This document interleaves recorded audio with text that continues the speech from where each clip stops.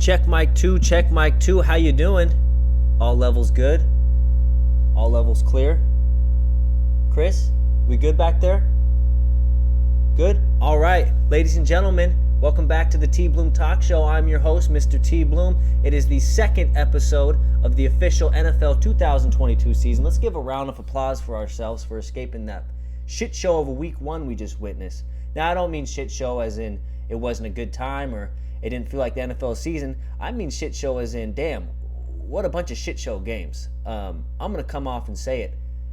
TBloom was wrong about a couple things, about a lot of things. He was a lot more wrong than he was right week one, I'll tell you. And we'll get into that stuff as we go through all these games. It's been about, today's Thursday, so it's been about 4 days since Sunday, 4 or 5 days since Sunday.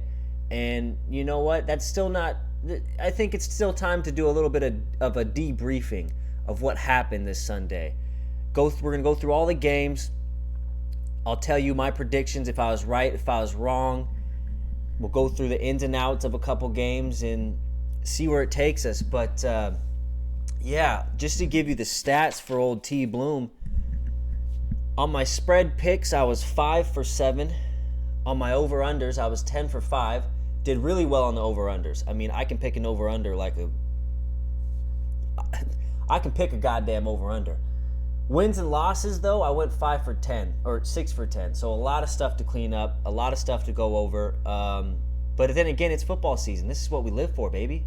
This is what the TBloom Talk Show lives for. This is what TBloom Nation, you guys, live for. So we're going to go over that right now. Let's just start with each game. And before you say, oh my God, Tanner, it's been so long. Sunday happened just so long ago. There's no point to go over the game. Shut up. We're going to, okay?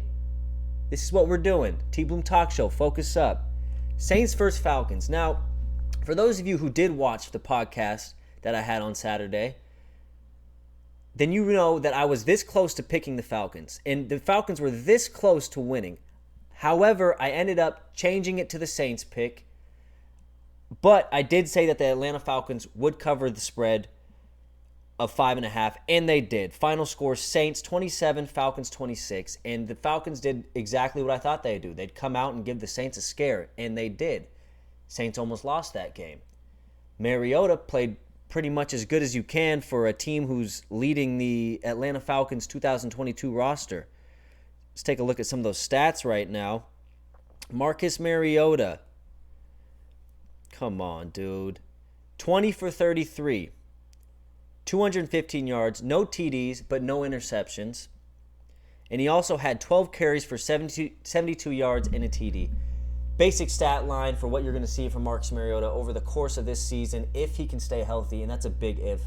It's been a question around his career, his whole career.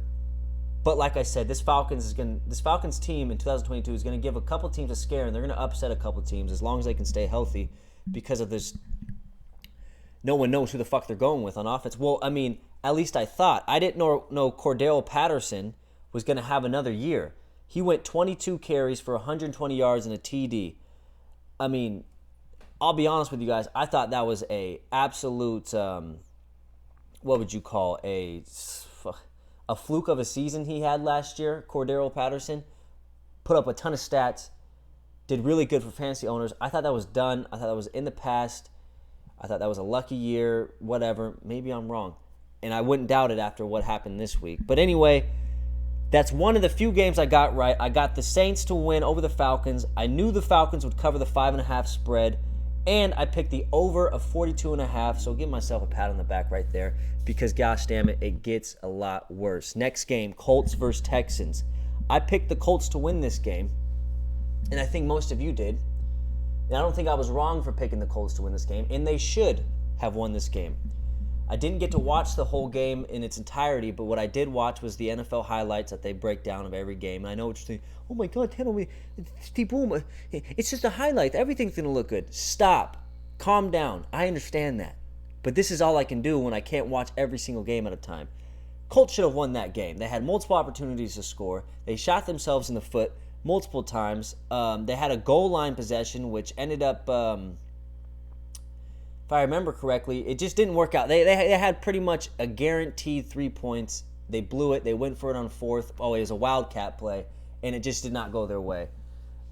Matt Ryan, he looked pretty decent. He's actually leading the league in yardage if I'm not wrong. We'll go over the overall stat leaders of this week at the end here, but I'm pretty sure he's at least top 5 in passing yards. And maybe that's because he had to play from behind most of the game and he's threw the ball so many goddamn times. But Matt Ryan doesn't look like he's 37 years old.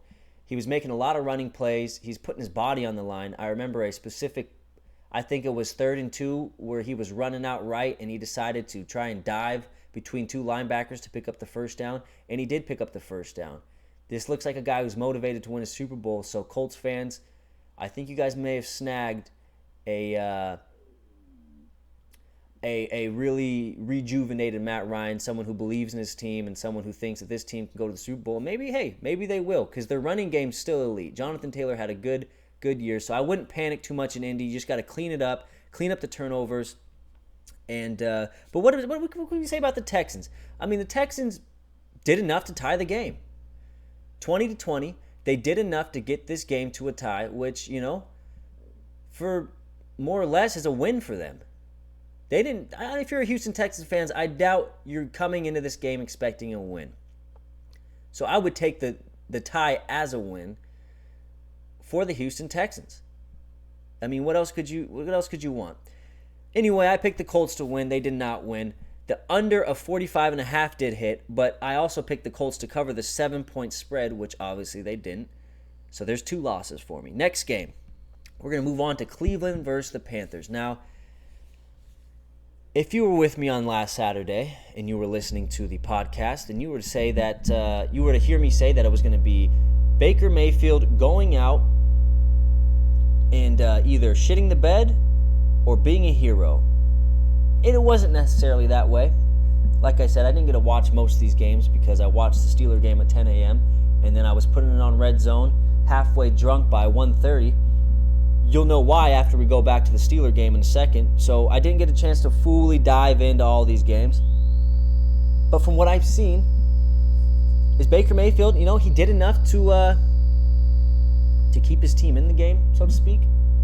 Keep his team, what the fuck is that doing that for? Where do we get that down? Sorry about that. Technical difficulties. OBS is being BS. That's a joke. Chill. Anyway, yeah, so Baker Mayfield didn't do too bad. His overall stat line, 16 for 27, 235, a TD and an interception. And it was a bad interception, I will say that. It was a slant over the middle, which he just floated right over his receiver, and it went right to the Browns defender. They picked it off. Christian McCaffrey, he went 10 carries for 33 yards and a TD. Not very Christian McCaffrey-esque. He had 4 receptions, 24 yards. At least he didn't get hurt, though, fantasy owners, am I right? At least Christian McCaffrey's still available for the next week. DJ Moore, he didn't really do much. I mean, honestly, the Carolina Panthers team looked like every Baker Mayfield Browns team. And maybe Baker's just really mid. Maybe he's just a really average quarterback. And I don't think that should be a surprise. I was kind of thinking maybe the Browns leave a stain on players, right? They leave this brown stain on players that even if you're an elite player, you're never going to play at an elite level while on the Browns team, if that makes sense, unless you're Myles Garrett or someone on the defensive side of the ball. All offensive side of the ball, players just seem to go average. Or else, maybe I'm going to take that back because Nick Chubb's pretty damn good. How about we'll say quarterbacks? Quarterbacks and receivers specifically. I'll break it down to that. They leave a stain on all those certain type of players, and they're going to probably do it with Deshaun Watson. That's neither here nor there. We probably won't even be talking about Deshaun Watson until next season, or at least by week 12. But yeah, I mean, the Browns played pretty much a Brown game. Nick Chubb, 22 carries, 141 yards. Kareem Hunt, 11 carries, 46 yards. Jacoby Brissett, 18 for 34, 147 yards and a TD. They did enough to not lose the game and, keep the game in it. And honestly, the Carolina Panthers had a chance to win the game, but if it wasn't for Jacoby Brissett-led game-winning drive, the Panthers would have won the game. And all you people on YouTube who said, "Oh, TBloom, you're wrong. All these takes were wrong." I was literally one Jacoby Brissett fourth quarter game-winning drive away from not happening. from the Panthers winning and Baker Mayfield beating his former team. So take that. I'll be back with more reels and more takes. I'm going to upload to Instagram and YouTube, and we're going to finish that. We're going to cap that off. We're going to sound smart this week instead of all my takes looking stupid at the end. Which, by the way, my Aaron Rodgers take I put on Instagram, I still stand by. Granted, he didn't beat the Vikings, but we'll get into that later. Next game. Oh, we'll go over. So the under 42 on the Cleveland Panthers game didn't hit. I didn't cover a spread. I picked the Panthers to win, and they didn't. So there's 2 losses right there. Next game, Jacksonville Jaguars versus the Washington Commanders. I picked Jacksonville to win. They did not. They almost did, though. Jacksonville 22, Washington Commanders 28. The over 43 hit, and I picked Jacksonville to cover the 2.5-point spread, and they did not. Let's go to that stat book a little bit. I haven't had very much opportunity to look over that game. Let's see here. Okay, T-Law, Trevor Lawrence, 24 for 42, 275 yards, a TD, and a pick. Okay, nothing crazy there. Nothing to worry about, but nothing to get too excited about. Who is leading their league? Christian Kirk leading the team in receptions with 6 and 117 yards. Zay Jones also with 6 receptions, but only 65 yards. Okay. Pretty normal game. And then Carson Wentz, wow, 27 for 41, 313 yards, 4 TDs, and 2 interceptions. That's the most Carson Wentz game I've ever seen in my life. I mean, he looked good from what I've seen. The 2 picks, that's going to happen when you have Carson Wentz, but also 4 TDs kind of makes up for it. So Washington got the job done. Kudos to them. They beat Jacksonville. Oh, big fucking whoop. Yeah. But, again, I got that one wrong. So, not too happy about that. Next game, Baltimore versus the Jets. In this game, I was keeping an eye on the ticker as the Steeler game was going on. I was watching it. Tick, tick, tick, tick, tick, tick, tick, tick. Tick, tick, tick, tick, tick, tick, tick, tick. And at first, the Baltimore Ravens were scaring me because I did take the 6.5-point spread for them to beat the Jets, but it was a little bit of a close game in the second quarter going in kind of to the second half. Then they started getting the job done. They started getting the ball rolling, and the defense shut out the Jets, which I thought they would do. It's actually funny because they were playing against Joe Flacco. Had I known that going into the game, because I forgot totally about Zach Wilson's injury, had I known that going into the game, I probably would not have picked the spread because I hate revenge games. I hate games where quarterbacks from a certain team are playing the team that they used to play for, especially when they were a little bit good, which Joe Flacco was. Remember that 2012 Super Bowl? I hate those games. I like to stay away from those games. Lamar Jackson stat line, 17 for 30, 3 TDs, an interception, and 213 yards. Not bad considering he's coming off a week where he just did not, where he had to pick up his 5th-year option for a guy who was the MVP. I mean, you just don't see that very often, but he got the job done. Kenyon Drake, 11 carries for 31 yards. No running back really stood out for the Ravens this week, which is kind of weird because usually they do really good in the running game. I'm not even going to go through the receiving. Let's see. Joe Flacco, 37 for 59, 309 yards, a TD, and an interception. Okay, let's break this down. Anytime you're in 2022 and you're an NFL football team and you have Joe Flacco throw the ball damn near 60 times in a game, odds are you're losing. Odds are you're losing. And you're not even losing by a little bit. You're losing by a lot. There's no fucking reason why Joe Flacco should be throwing 59 times for your team. Unless your run game just sucks, which is kind of weird because you ran the ball 10 times with Michael Carter and got 60 yards. That's 6 yards a carry. B. Hall, 6 carries for 23 yards. That's damn near 4 yards a carry. I'm not sure where they were going with this. Whole Joe Flacco, go out there and throw 60 times, buddy. Maybe they were going for the revenge game with him against Baltimore. They were like, you know what, let's fucking open it up. You're going against Baltimore. Make them pay. Not a good idea. Not a good idea at all. Let's see. Corey Davis, 6 receptions, 77 yards. No one really to talk about there. Yeah, I mean, 24-9. Baltimore wins it. This is one of the few games I got right. Baltimore covered the 6.5 spread. I did pick the over 44.5, which did not hit. However, that was a very successful game for me, I will say. Boom. Moving on. Miami versus New England. Miami 20, New England 7. This was a little bit... God, stupid fucking flies. I mean, is summer over? Do I have to really worry about flies still? I mean, it's September. Miami 20, New England 7. This was a great showing of what the Patriots are no longer are, which is a fucking stable team. 7 points against Miami. Mac Jones didn't look too good. That offensive line sucks, by the way. And if TJ Watt was playing this week against the New England Patriots, we would at least have another 7 sacks like we did this week. Mac Jones, 21 for 30, 213 yards, a TD, and an interception. Damian Harris, 9 carries for 48 yards. R. Stevenson, 8 carries for 25 yards. Didn't run the ball too bad, which I don't know why they didn't stick with the run a little bit. Not much to talk about in the receiving core. On the Miami side of things, they did get the offense going a little bit. I mean, little bit of a, I'm not going to say lucky play. I hate to say luck at any time in the NFL unless it's just blatant. But the new head coach, what's his name? The guy who looks like a nerd.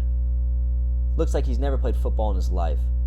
Kind of looks like Ricardo Blankenship, which we'll get into that a little bit later. But went for it on, I believe, it was a 4th and 7, and Tua throws a slant to, I believe, Jalen Waddle, and it ends up going like 56 yards for a touchdown. Now, obviously, that was probably not what they drew up to go 56 yards for a TD on 4th and 7. They obviously just wanted to get the first down, keep the sticks rolling, but they ended up getting a touchdown off of that, which is, you can't give those up when your offense can't get a goddamn more than 1 touchdown. New England cannot give those up, can't afford to. The offense didn't look super, elite for Miami, which I didn't think it would. Remember, I did say it's going to be a little bit of a, little bit of a struggle. Yeah, no, I did say struggle. A little bit of a struggle for Miami, opening up these weeks, getting the timing down with their offense. They got a lot of speed on that offense, but I am remaining with my prediction that they will, in the middle of the season, catch fucking fire. And I'm sorry to cuss. Sorry, Uncle John. They will catch frickin' fire, and they will have like an 8-win game win streak. Just wait for it. They could not run the ball, though. 12 carries for 25 yards for Chase Edmonds. 5 carries for 16 yards for Raheem Mostert. Struggled that way. Tyreek Hill, his first game as a Dolphin, 8 receptions, 94 yards. He's picking up where he left off over there in Kansas City, and so is Kansas City. Jalen Waddle, 4 receptions, 69 yards, and a TD, one of those being about a 50-yard touchdown. How many sacks did they get? They only got 2 sacks, but, Mac Jones was pressured that whole game. Bill Belichick let me down. I chose New England to win. They didn't win. I wanted the under. The under hit. New England did not cover the 3.5 spread. Bill Belichick, go F yourself. We'll see you next week, Pittsburgh Steeler Nation. We'll see you next week. Moving on, next game, Detroit versus Philly. This was a little bit of a intense one. The over of 48.5 hit for me, which is good. I did pick Detroit to win it. I thought the upset was in order. Upset did not hit, unfortunately. It almost did, though. Philly looked like they were running away with it for a minute, and then all of a sudden, like I said, watching the ticker, tick, tick, tick, tick, tick, tick, tick, tick, tick, tick, tick, tick, tick, tick, tick, tick, tick, tick. And Philly was up by at least, I think, 3 possessions, and all of a sudden it's a 35-38 game, and the goddamn Lions have a chance to come back. They didn't. That's okay. They did cover the spread, though, I believe. I think the spread was 4 points. Yeah, the spread was 4 points, so glad I didn't take that one, and I was this close to taking that spread. Yeah, Philly, they look like a fucking... It's hard to judge because they are going against Detroit. Let's take a look at some of their stats. Jalen Hurts, 18 for 32, 243 yards, no TDs, no interceptions. But you know who did have a big game?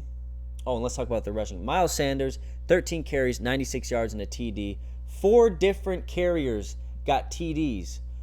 rushing TDs for the Philadelphia Eagles. That's not going to win you games very much by good teams. You know, you're rarely ever going to be that good running the ball. I mean, even the fucking Niners in their heyday, or even the Rams back in, well, they can still run the ball a little bit. But even those teams who, like, specifically run the ball, and I know this is what Philly's building themselves up to be, a run-heavy team, even those teams aren't going to be able to run 4 TDs in at a time, especially when a team knows you're going to run the ball. You're going to have to put it in the air at some point. But a little bit of a surprise, A.J. Brown, 10 receptions, 155 yards. I didn't think that was going to happen. I'll be honest with you, TBloom Nation. I didn't think that was going to happen. I thought there was going to be a little bit of a struggle for A.J. Brown. But you know who did struggle? Devontae Smith, who didn't catch one ball. And I'm not sure if that was due to injury, if he was sidelined for some reason early or whatever, or lack of targets. He only got 4 targets. Interesting. I don't know. That's going to be a problem because Devontae Smith and I think Devontae Smith's I'll save that take for later. But they need to get Devontae Smith more involved down the line. Jared Goff, 21 for 37, 215 yards, 2 TDs, and 1 interception. The most Jared Goff stat line ever. DeAndre Swift, 15 carries, 144, and a TD. He had a hell of a game. And, yeah, I mean, Detroit, they're hungry. I mean, I've never really watched Hard Knocks, but I know from people's reactions to it that they're a hungry team. And obviously they're hungry. That's the thing about Hard Knocks. It doesn't matter what team you go in and put all these cameras around. This is how every team is in the NFL. They're all this pumped. They're all this motivated. They're all having these moments where they're all breaking the huddle crying. Did see that from their running back, Detroit's running back. What's his name? Jamal Williams. Is that his name? Yeah, Jamal Williams. You know, he's breaking down crying. He's like, I care about you guys. I'm doing this because I care about you. These things happen all over the league. This isn't just unique to Detroit. This is something that happens all over the league. It's just being shown on TV in a cinematic, theatrical setting by NFL Films to give you that hype behind teams like the Detroit Lions. However, yes, they're hungry. I mean, Detroit, when have they ever been good? I think the last time they were in a fucking playoff game, excuse my language, was, 2011 maybe, with Megatron and Matthew Stafford. Maybe? Yeah, that had to be the last time. But anyway, this team's hungry without Hard Knocks. This whole franchise is hungry to just be successful, to just even win 8 games. I mean, let them go even, and they'll be happy. But nonetheless, Philadelphia, they're rolling 38-35. A little bit of a scare at the end. Doesn't matter. Now we're going to move on to the biggest game of the goddamn week, and that's the Pittsburgh Steelers versus the Cincinnati Bengals. And I hate to say I told you so, but I told you so, TBloom Nation. Pittsburgh Steelers came out and did exactly what I thought. They absolutely flustered. And that's kind of being that's underselling it. They flustered Joe Burrow into 5 picks. 5 picks, I'm pretty sure. Or in the 5 picks, they got 7 sacks on the guy. Joe Burrow looked like he was running for his life. And the Steelers the Steelers offense looked really suspect. And you know the thing is, all this shit that was talked about Ben Roethlisberger, he's slowing the offense down. They need to get a new quarterback in there with some mobility to really open things up, someone who can stretch the ball down the field.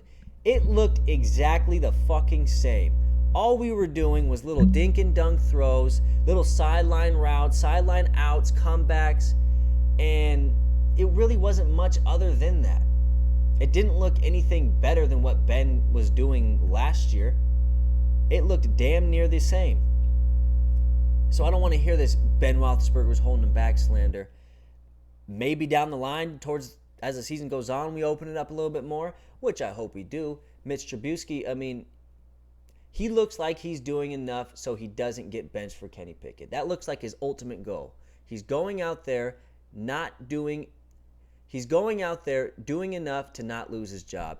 And that's good if you want to keep your job, obviously. But if you're the Pittsburgh Steelers franchise and organization, and you're Mike Tomlin, and you want to win a Super Bowl and you want to put together a playoff caliber team, which I think we have. I think we just shown it right there. We just stabbed the Cincinnati Bengals, AFC champions, in the heart last week. You got to get someone in there who's willing to make plays, and I think that's ultimately going to be Kenny Pickett down the line. Hopefully Mitch Trubisky opens it up. He did say this week that he's wanting to open up the playbook a little bit more, be a little bit more risky, I guess, in the play calling. But, the offense didn't look too much different than what we've seen over the years with Big Ben. I will say this. I went through every fucking emotion through an NFL season that you could possibly go through in this game alone. There's about 7 times where I thought we lost this game. And there were 7 times where I thought we won this game. And in the 7th time, we actually did win it. Chris Boswell with a game-winning 50-plus yard field goal with seconds remaining in overtime. I don't know how the hell we pulled this one out. I don't know how the hell we didn't win by 2 possessions with the amount of interceptions we got and sacks. But that's just what Pittsburgh Steelers football has been kind of turning into over the last couple of years. We can't win a game by more than 4 or 5 points, it seems like. No matter who we're playing, no matter what time of the season, who's starting, who's not, we can't put together a complete game. But, however, we are 1-0. Cincinnati is 0-1. I was correct with that. Pittsburgh did win, as I predicted. The under of 45.5 did hit, as I predicted. And the Pittsburgh to cover 6.5 points hit, as I predicted. Next game, San Francisco versus Chicago. San Francisco lost this game 10-19, and I don't know if I'm too worried. It's hard to tell. And if anybody watched this game and you've seen the rain that was coming down, I mean, how do you judge that? Especially on week 1. How do you judge what you can and can't do well when there's a goddamn, as my friend Jones for Jones said, a goddamn monsoon was coming down towards the end of that game. Justin Fields, you can say, does look like a guy who's going to win you a lot of close, or he's going to bring you back. I can see Justin Fields, and I seen this last year when Steelers played the Chicago Bears. Guy doesn't give up. Guy's always going to give you a chance at the end. He's got great attributes to keep you in a game and to keep plays alive and to keep games alive. And I think we've seen that during this game as they were down 10-0 through most of it, and they came back and ended up putting 19 points on the board, winning the game. I did predict the over 40.5 to hit, and that did not hit. I predicted the San Francisco 49ers to win, and they did not win. But I don't think very many people did predict Chicago to win, so not too worried about that. Next game, Tennessee versus the New York Giants. Man, guess who's back? Saquon, baby. Saquon Barkley. Let's go to those stats right now. He deserves a stat line announcement. Where is it at? Right there. Shout out my man True. True is the most loyal Giants. True and Deshaun. True and Deshaun are the most loyal Giants fans that I know. If any of you guys who are watching know a Giant fan, go ahead and send him a text of congratulations. You guys beat the Tennessee Titans last year. I don't know how far this is going to go because I'm not too sure how much of it was Tennessee being just absolute garbage in the second half of the game or the Giants being that damn good. Saquon Barkley, though, 18 carries, 164 yards, and a TD. 6 receptions, 30 yards. Oh, I thought he might have got a TD. He didn't. But nonetheless, Saquon Barkley is back. A lot of questions surrounding him, especially in fantasy. If you're a fantasy owner of Saquon Barkley, you got to be happy, right? How could you not be happy? You just seen the guy do exactly what you drafted him for. And you probably got him at a decent overall. All right, what else happened there? The under of 43.5 did hit, which I did predict. And let's kind of describe the game briefly. Tennessee was up this whole game. Giants came back within the fourth quarter. Tennessee had this game pretty much wrapped, and they blew it. Let's look at Ryan Tannehill stats. 20 for 33, 266, 2 TDs. That's not bad. Derrick Henry, 21 carries for 82 yards. They just couldn't score in the end. And I think they had a couple turnovers that were bad too. Tennessee didn't play a full game. Giants kept their head in the game, got the job done. Tennessee did not cover the -6 spread. I predicted they would. Oops. I had a lot of those this week. Next game, Green Bay versus Minnesota. And I got so much slack on Instagram, which, by the way, I appreciate everyone who liked it and has commented it, good or bad, talking shit or giving me props. I appreciate all of it. The dialogue is money. That's what I'm looking for on there. In that take, on my Instagram reel, I said the Green Bay Packers would beat Minnesota Vikings. And I also misspelled the word relax, which is kind of a joke. I threw that in there because, you know what? It's the TBloom Talk Show. Go ahead, laugh at me. Laugh at me all you want. Because in the end, who's going to be laughing? TBloom. TBloom Nation's going to be laughing. And I do not go back on my word about Aaron Rodgers being just fine. What happened last year, week 1? Green Bay Packers lost. What happened a couple years ago when Aaron Rodgers came out with that RELAX slogan? They just came off a bad loss. Guys, relax. Aaron will be just fine. Yes, he had a couple mishaps in week 1. Who doesn't? It's week 1. Even myself, I had a bunch of mishaps. You think that's going to continue throughout the rest of the season with my predictions? Of course not. This is TBloom Talk Show. Nothing but the best. Nothing but the best takes. And for Aaron Rodgers, it's nothing but the best quarterback play, and it has been for his whole career. For his goddamn whole career. The under 47 did hit for me. Thank God.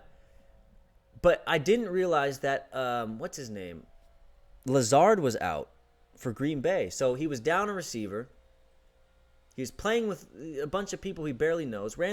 He's playing with a shell of Randall Cobb. And I know he's high on Randall Cobb and all this, but it's fucking Randall Cobb in 2022, okay?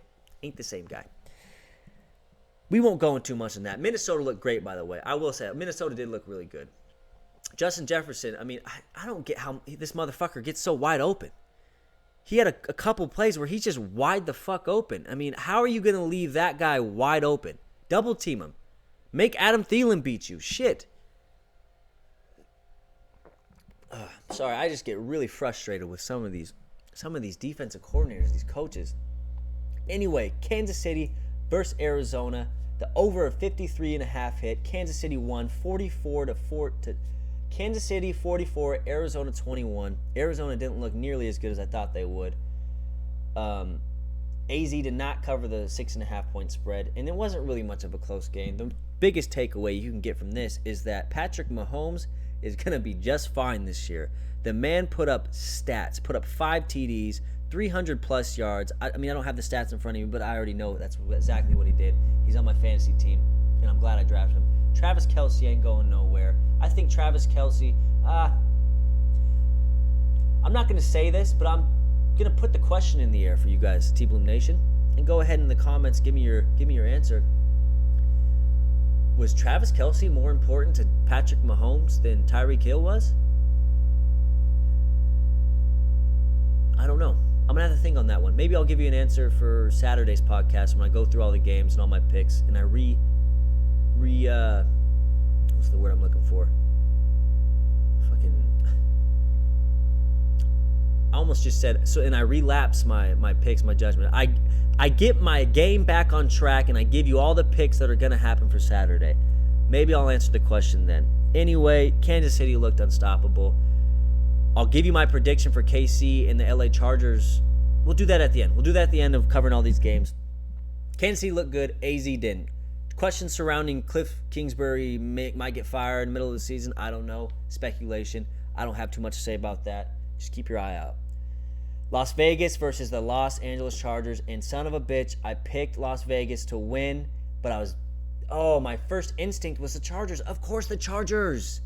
Joey Bosa, Khalil Mack. Fuck Justin Herbert on the offense. Joey Bosa, Khalil Mack. Those are 2 elite edge defenders, 2 generational edge defenders. That's all I needed to hear. And for some reason, I let my mind wander. I let my mind wander about this Vegas team. Oh, Vegas, they almost beat the Chargers. Woo-wee, woo-wee. No. Joey Bosa, Khalil Mack. One word. Problem.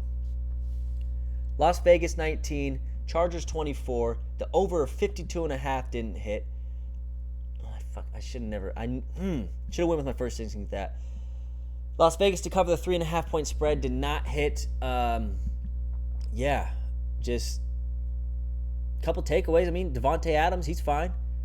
He looked good. He looked like the number one receiver in the league.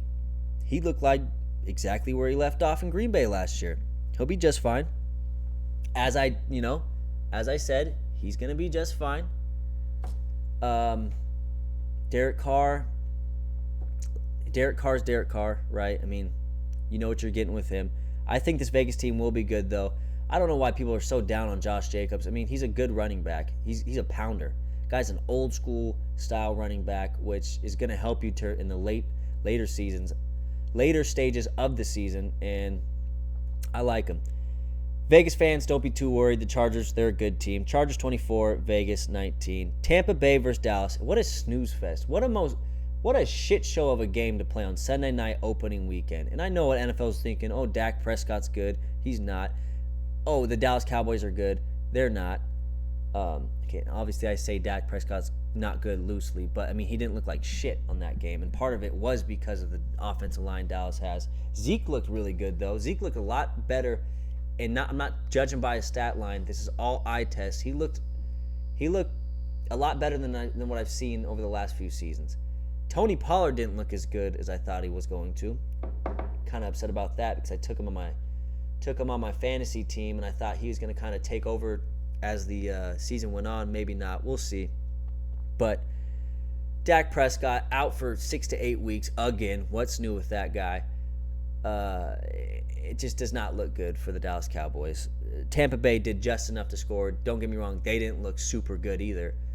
Tom Brady did what Tom Brady does, or as he has been doing with the Bucs. I mean, Tom Brady's Tom Brady. He didn't look too bad, but he didn't look too good either. 18 for 27, 212 yards, a TD, and an interception. Leonard Fournette, 21 carries, 127 yards. He looks fresh. He looks like he's finally pumped to be the number one back in that backfield. Well, he's always kind of been the number one, but now that Rojo's out of there, it's guaranteed. Leonard Fournette, you're the man. So Tampa Bay 19, Dallas 3, the under 50.5 hit for me, and Tampa Bay to cover the -2.5 spread hit. But a fucking boring game. I mean, I think there was like 5 field goals in this one, 1 touchdown. I mean, God, I was asleep by the third quarter. And then the last but very not least, maybe the most entertaining games of the week, and there was a lot of them. A lot of games come down to the wire. Seattle versus Denver. Seattle 17, Denver 16. I picked the over 44.5, did not hit. I picked Denver to cover the -6.5 point spread. Obviously didn't hit. Denver didn't look very good. Seahawks looked good, I guess, because no one thought that they were going to win. Geno Smith with 2 TDs in the first half. But the story of this game is the way the Denver head coach handled that last-minute drive in the end. I mean, there's like a minute 20 left. It's 4th and 7. You're on the Seahawks 47 yards. You need a field goal. You have 3 timeouts. And you let that clock run all the way down to about 29 seconds before you ultimately take a timeout. Rookie. All you got to do is play Madden once, and you understand when and when not to take timeouts. Play 1 season in Madden, and you'll understand how to use your timeouts and how not to use your timeouts. It's not fucking rocket science, dude. Call the fucking timeout. Like, what do you think? Russ is going to go up there, read the D, and, go on the ball, hot route a bunch of shit? No. 4th and 7. You had 3 timeouts. Use them. You fucking idiot. And then he comes out and says, in hindsight, thinking back, I probably should have took the timeout. No shit. No fucking shit you should have took the timeout. I'm firing that coach immediately. Like I said, anybody who's played Madden 1 time, 6-year-olds, 7-year-olds know how to have better clock management than you. You don't come in and be a head coach with having that little of IQ of clock management, thinking that your kicker's going to kick a fucking 60-yard field goal for the game at sea level. I'm firing him immediately. And then Russ's yes man ass, oh, I mean, we're going to go with whatever coach says. We're going to roll with whatever he says. Bronco Nation, let's ride. No. Coach, guess what? You're fired. We're bringing in the 6-year-old who's fucking top 50 in the world in Madden. He'd be better than you, okay? That is just embarrassing. I'm glad I'm not a Denver Broncos fan. I'm a Seahawk fan hater, though. So that pissed me off. They were supposed to get what has been coming to them for years. But now I got to hear another week, oh, guess what? We don't need Wuth. We never needed Russell Wilson ever. Well, you kind of did, because Geno's not going to do that again. And you kind of played the worst coach ever. We're going to go with the worst coach ever. Shit show of a performance. F performance for that head coach. That pissed me off. That's going to be it for the games. For week 1, I mean, what did we do this in? 40 minutes? Jesus Christ. Sorry, guys, but it needed to be said. We needed a debriefing of what the fuck just happened in week 1. And my cussing's starting to go up, and I promised my family I wouldn't cuss as much in these. But, I mean, when you got guys like whatever his name is for the head coach of the Denver Broncos, I had no choice but to use these words. These moments create these words to come out of my mouth. Sue me. We're going to go ahead and look over the NFL stat leaders. And I know it's week 1, God damn it, but I just want to see exactly who's leading. God damn it. By the way, ESPN app sucks. ESPN, you guys just suck in general, but your app might be the worst part of it all. Okay. Offensive leaders passing. Patrick Mahomes, number 1. Nothing crazy there. He's got 360. Number 2, Matt Ryan. That's what I was thinking, with 352. Number 3, Russell Wilson, 340 yards. Number 4, Joe Burrow. I almost said trash because I'm a Steeler fan. It happens. Carson Wentz with 313.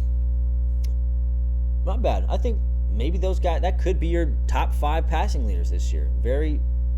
Maybe Josh Allen in there, but, not too bad. Saquon Barkley leading the league in rushing. He's back on top. Jonathan Taylor still there with 161. Barkley got 164. DeAndre Swift with 144 at 3. Nick Chubb with 141. And Leonard Fournette with 127. Receiving, Justin Jefferson 184 yards. A.J. Brown 155. Devontae Adams 141. Jamar Chase 129. Jamar Chase. Good job, bud. Good job. Cooper Kupp 128 yards.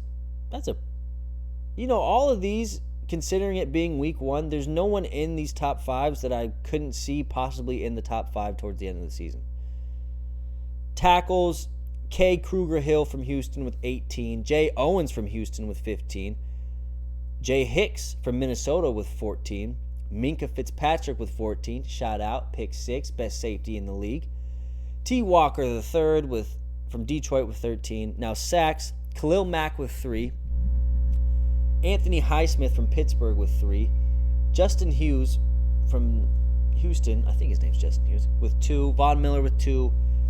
B. Chubb with 2 from Denver. Interceptions, we won't even go over those. There's only one.